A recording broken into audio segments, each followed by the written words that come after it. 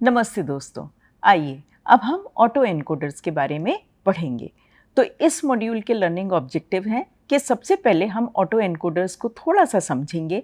हम bottleneck auto encoder की बात करेंगे।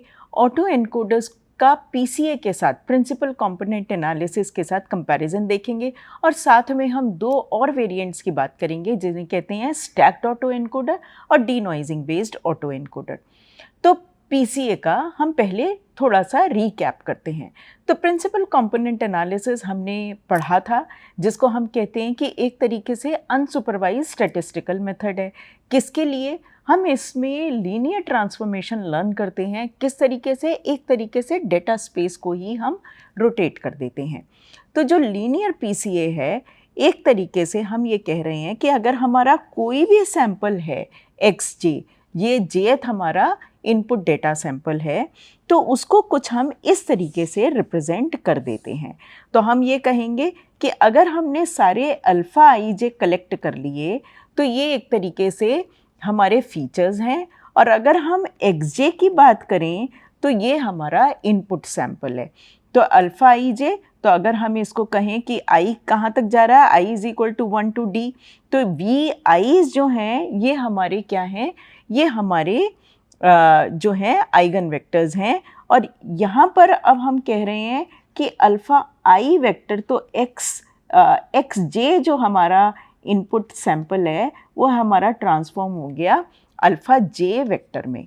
तो एक तरीके से हर इनपुट सैंपल एक करस्पॉन्डिंग इसमें ट्रांसफॉर्म हो गया। इसको भी हम कहेंगे, अगर लीनियर पीसीए है तो हम ये कहेंगे कि लीनियरली मैप हो गया, और वो इस तरीके से। तो बजाय हम इस पे काम करने के, हम इन पे काम कर सकते हैं। लेकिन इसमें एडवांटेज क्या था कि हर वी आई वेक्टर के साथ, आइगन वेक्टर के साथ एक आइगन वैल्यू जुड़ी है। तो वी आई वेक्टर जो है वो स्पेस में एक तरीके से हमारी एक्सिस को रोटेट कर रहा है, वो एक अलग ही डायरेक्शन है।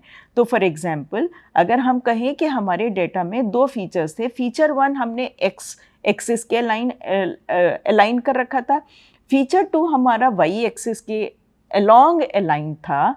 तो हो सकता है कि जो हमारा V1 आए, V1 की डायरेक्शन ये आए। लेकिन अब हमारे ये V1 की डायरेक्शन इस तरीके से कैसे आएगी, ये डेटा के ऊपर डिपेंडेंट है, क्योंकि हमारे डेटा सैंपल ये रेड वाले डेटा सैंपल्स हैं। तो डेटा के पॉइंट्स कुछ इस तरीके से हैं।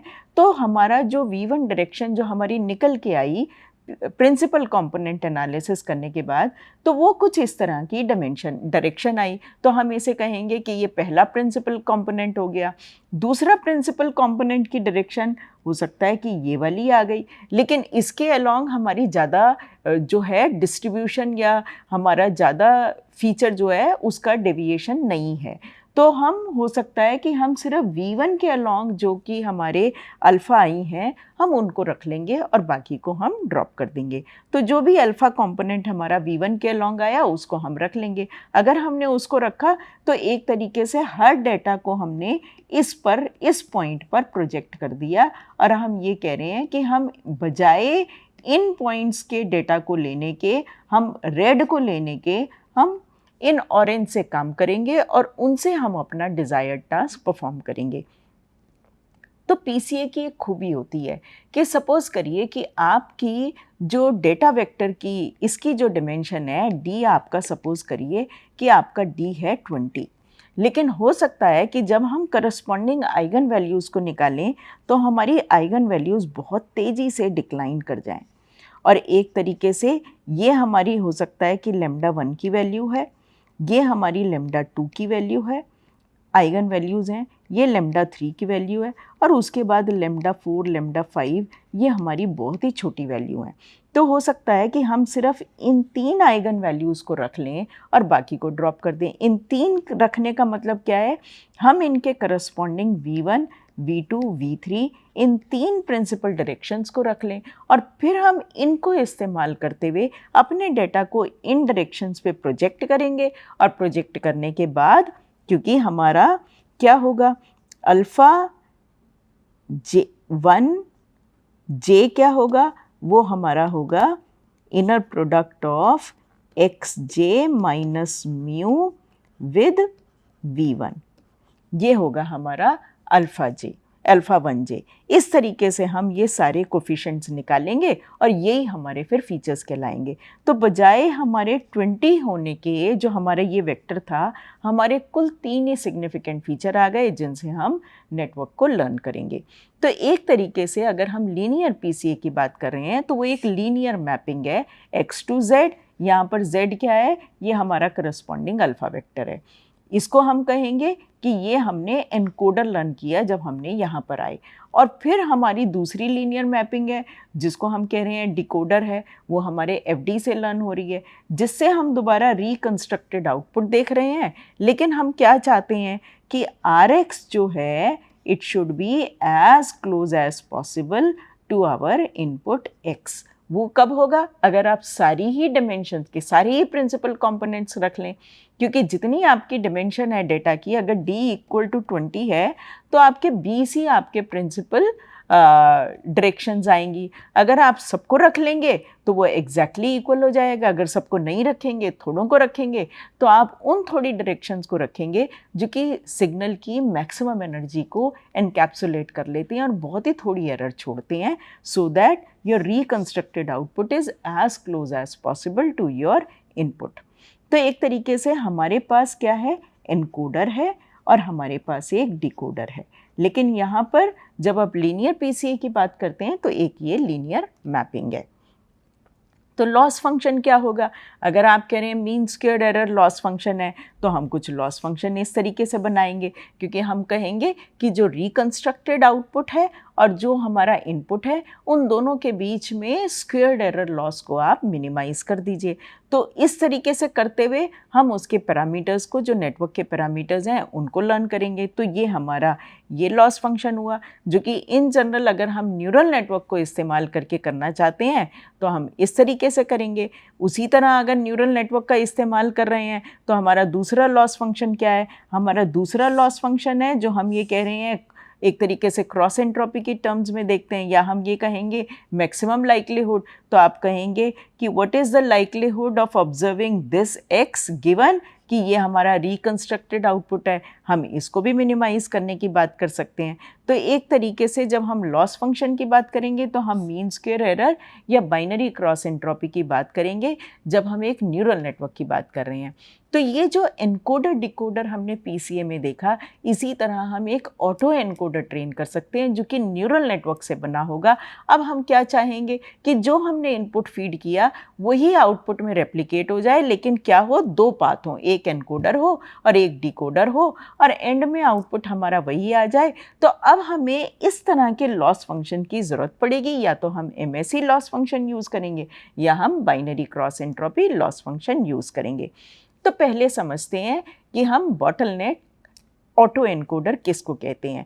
तो ये तो हमें समझ में आ गया कि हमारे पास इनपुट होगा और आउटपुट होगा, और हम कहेंगे कि इनपुट जो है आउटपुट पे रेप्लिकेट हो जाए। तो इसीलिए हम आउटपुट को डिनोट कर रहे हैं x1 कैप से। तो कैप क्या है, उसका एस्टिमेट है जो कि it should be as close as possible to x1। इसी तरह x2 cap should be as close as possible to x2।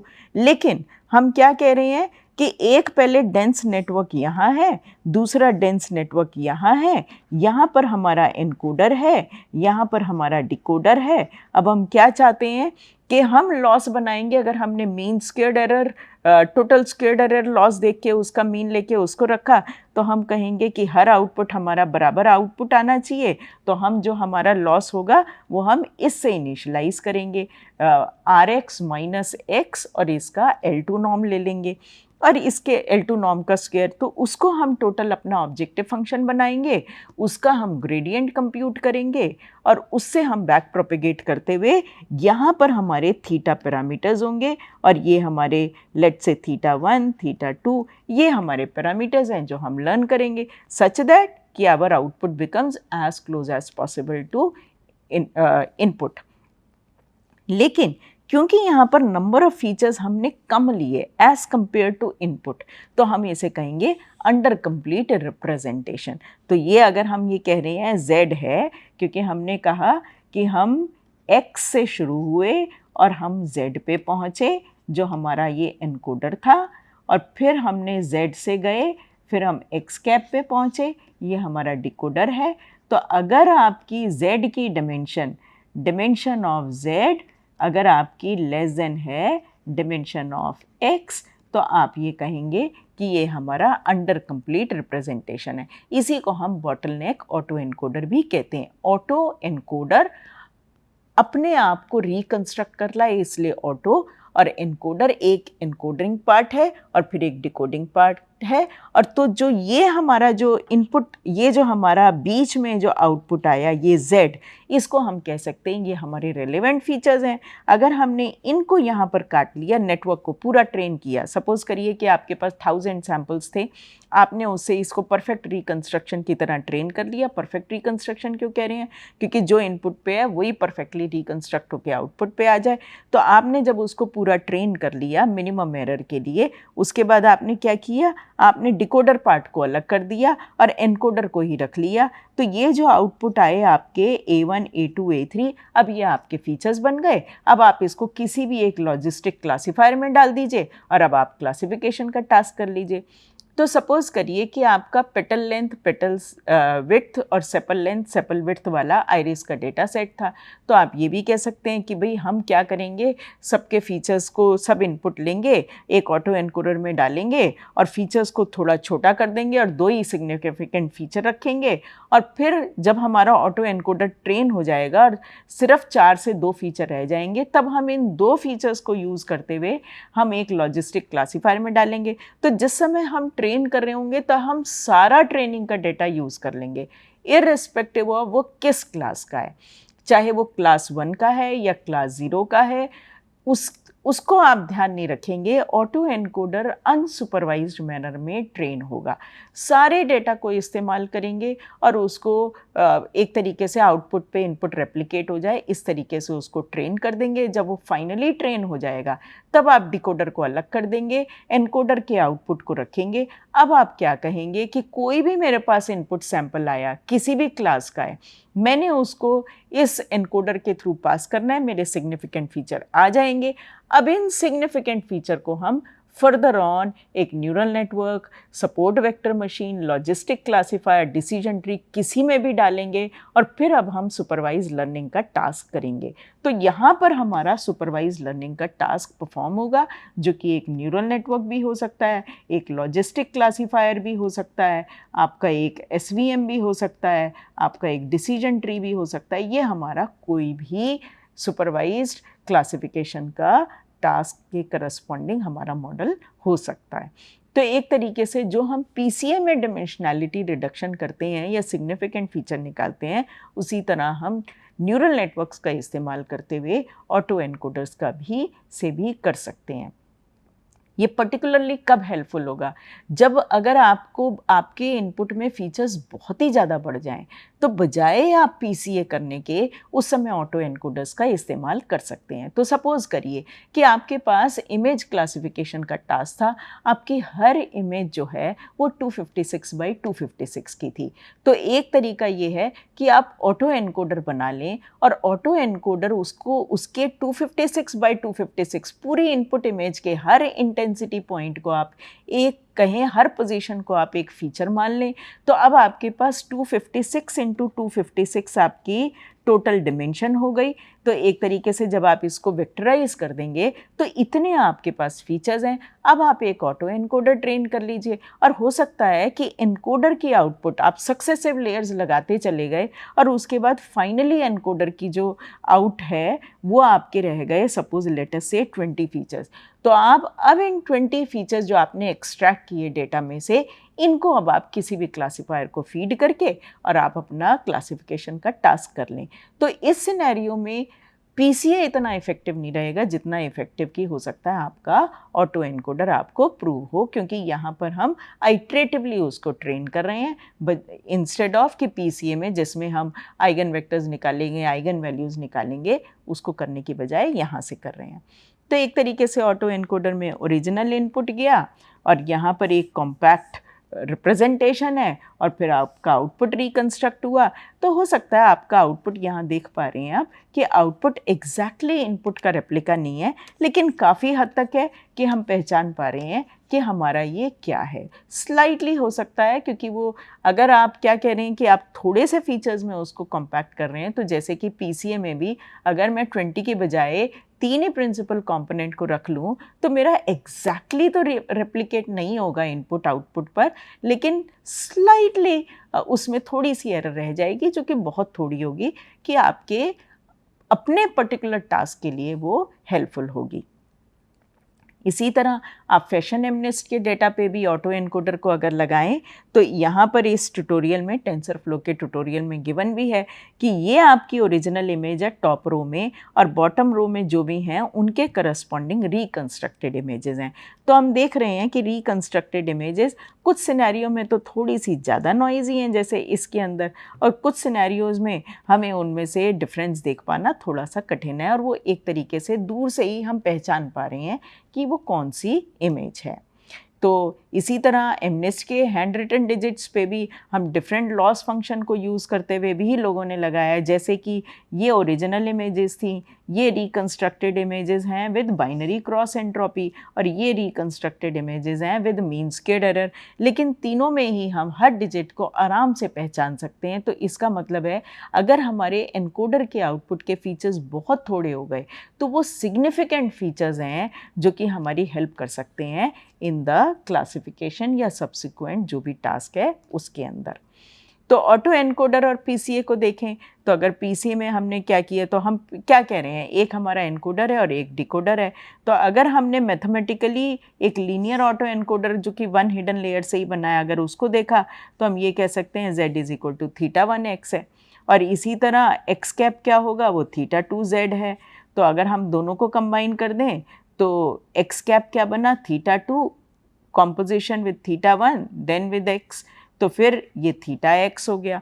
तो अब θ1 क्या है हमारा, L क्रॉस D मैट्रिक्स होगा, θ2 क्या होगा, D क्रॉस L होगा, और यहाँ पर क्या है, L is less than D, क्योंकि D हमारी टोटल इनपुट डिमेंशन थी, और जो है हमारी ये L क्रॉस D है, तो ये अगर L क्रॉस D है, ये D क्रॉस 1 है, तो ये हमारा L क्रॉस 1 हो जाएगा। अगर बॉटलनेक ऑटो एनकोडर है तो L has to be less than D, इस तरीके से। और फिर जब हम वापस रिकंस्ट्रक्ट करेंगे, क्योंकि ये फिर D क्रॉस L हो जाएगा, ये L क्रॉस D था और ये D क्रॉस 1 था, तो ये हमारा जो होगा ये D क्रॉस D मैट्रिक्स हो जाएगा, और ये D क्रॉस 1 है, तो हमारा x कैप की भी डिमेंशन आ जाएगी D क्रॉस 1।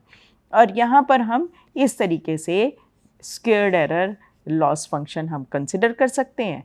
तो ये अगर हम देखेंगे तो ये पीपल हैव शोन दैट अगर हम लीनियर ऑटो एनकोडर की बात करें जिसमें कि हमने नॉन लीनियरिटी इंट्रोड्यूस नहीं किया है, तो then X cap is an orthogonal projection, it looks like on to the first L eigen vectors of the covariance matrix. तो एक तरीके से PCA के ही इक्वलेंट है। अब ये तो था कि जिसमें हमने एक ही हिडन लेयर लगाई। व्हाट अगर हम मल्टीपल हिडन लेयर्स लगाना चाहते हैं तो हम कैसे करेंगे?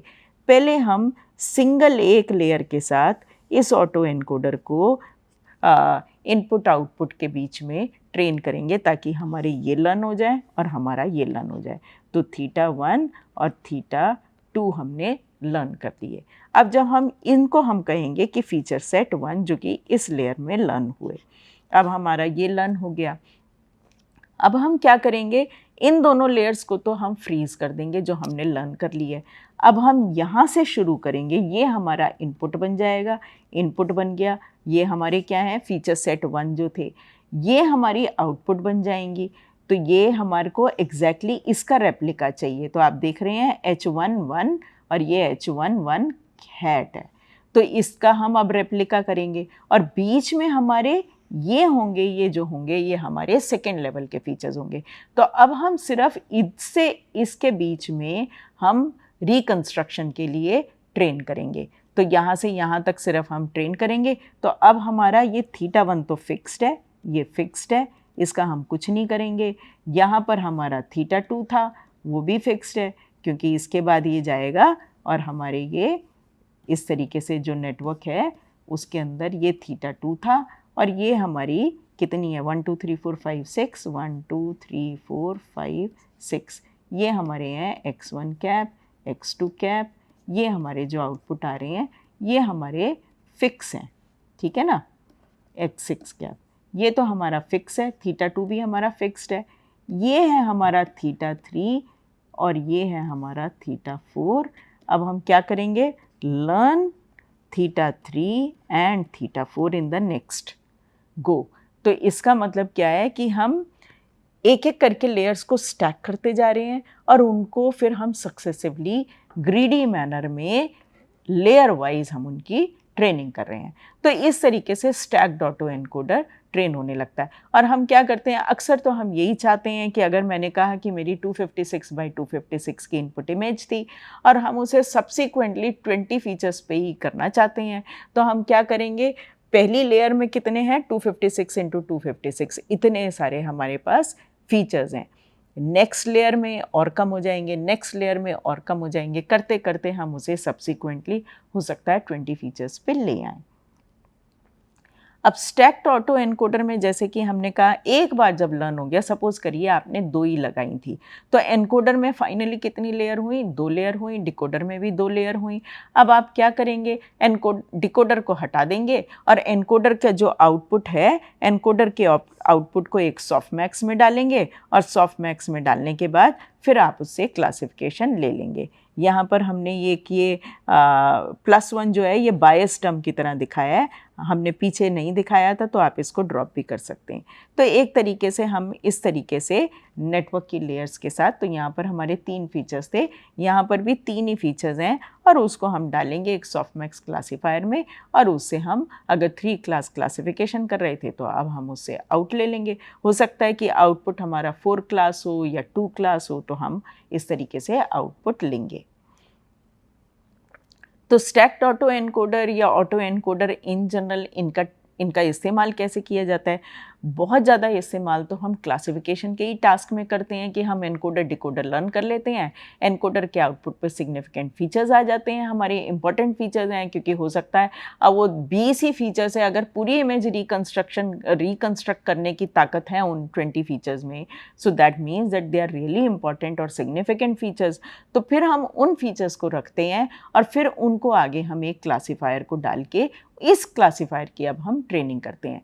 तो ऑटो एनकोडर एनकोडर डिकोडर तो अनसुपरवाइज्ड मेथड में ट्रेन होगा, सारे डेटा पे ट्रेन होगा, इररिस्पेक्टिव ऑफ लेवल आप सारा डेटा इस्तेमाल करेंगे। लेकिन जब एक बार लर्न हो जाएगा तो ये वाला पाथ तो हमारा होगा फिक्स्ड, इसमें कोई ट्रेनिंग नहीं हो रही है। ये वाला पाथ जो होगा वो होगा हमारा ट्रेनेबल, जिसको हम ट्रेन करेंगे और फिर हम जब टास्क पूरा हो जाएगा, जब हमारा पूरा लर्निंग इसकी भी हो जाएगी, तब हमारा इनपुट आउटपुट की मैपिंग आ जाएगी, जिससे हम इन्फरेंस लेंगे। ऑटो एनकोडर के कुछ और वेरिएंट्स भी होते हैं, एक है स्पार्स ऑटो एनकोडर। अब इसमें हो सकता है कि आप ये कहें कि हिडन लेयर में हमने थोड़े से न्यूरॉन उल्टा बढ़ा दिए, नंबर ऑफ न्यूरॉन्स बढ़ा दिए एज़ कम्पेयर टू जो हमारे को नंबर ऑफ इनपुट फीचर्स आ रहे थे। और इसी तरह हो सकता है सेकेंड हिडन लेयर में भी आपने नंबर ऑफ फीचर्स बढ़ा दिए एज़ कम्पेयर टू फर्स्ट। तो कई बार हम इस तरीके से भी बढ़ाते हैं, लेकिन हम ये तब इस्तेमाल करते हैं जब हम ये कहते हैं कि हो सकता है कि हमारे कुछ ही नोड्स जो हैं, हमारे डिफरेंट हमारे पैटर्न्स हैं डेटा के अंदर, जो कि कुछ नोड्स जो होंगी वो उनको पैटर्न्स को पकड़ेंगी। तो एक तरीके से हम ये कहेंगे कि अब हम हर लेयर पे एक रेगुलराइजर भी लगाएंगे, जिसको हो सकता है कि हम L1 रेगुलराइजर लगा दें। तो वो क्या करेगा, वो स्पार्सिटी प्रमोट करेगा हर लेयर पर। तो जब वो स्पार्सिटी प्रमोट करेगा तो हो सकता है एक पैटर्न कुछ नोड्स ने कैप्चर कर लिया, तो इसको हम बोलते हैं स्पार्स ऑटो एनकोडर। और इसी तरह एक डीनॉइजिंग ऑटो एनकोडर होता है, जिसमें आप कहेंगे कि अब हम क्या करेंगे कि इनपुट को ही नॉइजी बनाते रहेंगे। तो एक तरीके से अभी हम क्या कर रहे थे कि हमने x इनपुट लिया और हमने rx आउटपुट आया और हम कह रहे हैं rx should be approximately equal to x। अब हम क्या करेंगे कि हम x प्लस एक रैंडम नॉइज़ भी इनपुट डाल देंगे और अब हम कहेंगे कि RX जो हमारा आए, R जो आउटपुट आए, जो कि इस X प्लस N पे आ रहा है, ये अभी भी हमारा अप्रॉक्सीमेटली X हो जाए। इसका बेनिफिट क्या है? तो इस तरीके से जब हम बार बार स्लाइटली इनपुट को परटर्ब करके देते रहेंगे और कहेंगे लेकिन फिर भी ओरिजिनल X के बराबर हो जाए, तो एक तरीके से इसमें नॉइज़ रिमूवल की कैपेबिलिटी भी इंट्रोड्यूस हो जाएगी। तो अब हम ये कहेंगे कि अगर मेरा डेटा थोड़ा नॉइज़ी भी आएगा तो इसके अंदर इनहेरेंट कैपेबिलिटी है नॉइज़ को रिमूव करने की। तो अब क्या होगा, वो तब भी उसमें से ओरिजिनल इमेज जो है वो हमारी ले लेगा और उसी के सिग्निफिकेंट फीचर वो लर्न कर रहा होगा एनकोडर के आउटपुट पे। तो यहाँ पर कई बार हम स्टोकेस्टिकली करप्ट करते हैं, तो हो सकता है हम ये जो है इसको गॉसियन नॉइज़ से लाएं, पिक करें और गॉसियन नॉइज़ से उसको करप्ट करें और फिर हम आउटपुट पे फिर भी कहें कि जो हमारा अप्रॉक्सीमेटली आउटपुट आया that should be as close as possible to हमारा क्लीन डेटा के बराबर ही होना चाहिए। तो एक तरीके से इसमें डेटा भी ऑगमेंट हो जाएगा, क्योंकि आपने हो सकता है एक इनपुट इमेज आई, उसमें 20 बार आपने डिफरेंट नॉइज़ डाली और फिर उसको पास किया, लेकिन उसका ग्राउंड ट्रुथ जो इमेज है वो तो फिर भी X ही रही। तो हर बार अब आपका डेटा 20 टाइम्स लेकिन ऑगमेंट हो गया, तो डेटा भी काफ़ी ज़्यादा हो गया और साथ में उसमें कैपेबिलिटी भी आ गई कि वो नॉइज़ को भी हटाते हुए ओरिजिनल इमेज को देख पा रहा है। तो ये आपको रोबस्ट परफॉर्मेंस देगा नॉइज़ी सिनेरियो में, जब आपकी नॉइज़ी इमेजेस इन्फ्रेंस के टाइम पे आएंगी। It can also handle missing values, क्योंकि हो सकता है कभी नॉइज़ इस तरह की ऐड हो गई कि वो वाला पर्टिकुलर इनपुट फीचर, कोई एक इनपुट फीचर 0 भी हो गया। तो अब अगर आपका डेटा ऐसा आता है जिसमें कुछ वैल्यूज़ मिसिंग होती है, तो उसको ये मान सकता है कि हो सकता है नॉइज़ के कारण वो मेरी वैल्यू दिख नहीं रही है। तो ये एक तरीके से it can also handle missing values. तो डीनॉइजिंग ऑटो एनकोडर कैसे काम करेगा? अब आपकी ओरिजिनल इमेज है, उसी के अंदर आपने रैंडम नॉइज़ ऐड कर दी, तो हो सकता है ये आपका नॉइज़ का सेटअप है जिसको आपने इसमें ऐड किया। अब आपने जब इसको इनपुट दिया और यहाँ से डिकोडर का आउटपुट आया, लेकिन डिकोडर का आउटपुट अभी भी यही इमेज आनी चाहिए, नॉइज़ का इम्पैक्ट उस पे से चला जाना चाहिए। तो अब देखिए, सपोज़ आपने ये नॉइज़ी इमेज डाली, लेकिन किसकी? प्योर इमेज आपकी 4 थी, इस पे आपने नॉइज़ ऐड करी तो इस तरह की इमेज बन गई। लेकिन जब आप डी नॉइज़ करेंगे, जब आउटपुट देखेंगे ऑटो एनकोडर का, तो वो दोबारा आपको 4 काफ़ी हद तक रिकवर हो जाएगा। तो डी नॉइजिंग ऑटो एनकोडर आपको फिर आपकी आउटपुट इमेज जो है वो फिर काफ़ी अच्छे से डी नॉइज़ हो जाएगी और उसमें से वो रिकवर हो जाएगा। इन समरी, इस मॉड्यूल में हमने ऑटो एनकोडर के कॉन्सेप्ट को देखा, हमने बॉटल ऑटो एनकोडर की बात किया, हमने ऑटो एनकोडर को एक सिंपल लीनियर ऑटो एनकोडर को लीनियर पीसीए के साथ कंपेयर करके भी बताया, हमने स्टैक्ड ऑटो एनकोडर की बात करी जिसमें कि मल्टीपल लेयर्स स्टैक होके आपका एक डीपर ऑटो एनकोडर बन जाएगा, और साथ में हमने डी नॉइजिंग ऑटो एनकोडर की भी बात किया। धन्यवाद।